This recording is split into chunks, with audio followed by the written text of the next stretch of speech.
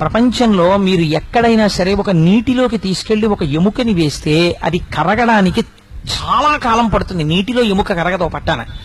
మీరు త్రయంబక క్షేత్రం దగ్గర ఉన్నటువంటి గోదావరి దగ్గరికి తీసుకొచ్చి ఒక ఎముకని వేస్తే చాలా తొందరగా ఎముక కరిగిపోతుంది. ఇంత శక్తి ఈ నీటికి ఎక్కడి నుంచి వస్తుందో ఎవరికీ తెలియదండి అని చెప్పాడు. మన దేశం, మన క్షేత్రాలు, మన నదులు అంత గొప్పవి. తెలుసుకోక, చేతకాక, 4 శ్లోకాలు రాకపోయినా, 2 పద్యాలు లేకపోయినా, ఓ పురాణం చదవకపోయినా, ఓ మైకట్టుకుని వెర్రికేకలేసే వాళ్ళకి ఈ జాతి వైభవం ఎక్కడి నుంచి తెలుస్తుంది?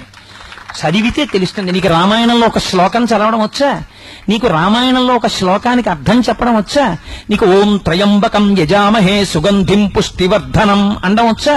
నీకు చేత కాదు. నువ్వు నా జాతిని, నా మతాన్ని విమర్శించగలిగిన మొనగాడివా? మైక్లో ఎక్కడి నుంచి వచ్చింది నీకు ఈ కలేజా? మన చేతకానితనం.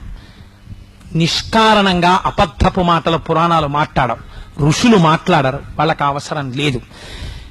నిరూపింపబడ్డాయి, అనవసరపు విషయాలు ప్రస్తావన చేసిన వాళ్ళు లేరు. రామదాసు గారు విమానంలో వెళ్ళిపోతే భద్రాచల క్షేత్రం వచ్చింది.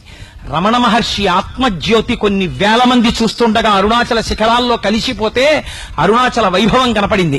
కేంద్ర ఆర్థిక మంత్రి అంతటి వాడు ప్రదక్షిణం చేస్తున్నప్పుడు జ్యోతి రూపంగా కనపడితే స్థాణువై నిలబడిపోయాడు.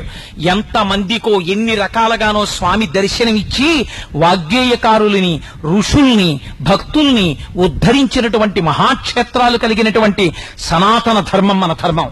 అటువంటి ధర్మంలో పుట్టడం మన అదృష్టం. అటువంటి ధర్మం గురించి చెప్పుకోవడం మన అదృష్టం. అటువంటి బావులలో స్నానం చేయడం మన అదృష్టం. వాటికి పేర్లు తక్కువ చేయడం, వాటి గురించి ఎవరో విమర్శలు చేస్తే మనం వినడం, అంతకన్నా అసహ్యకరమైన విషయం దేశంలో ఇంకోటి లేదు. మనం దాన్ని ఖండించాలి.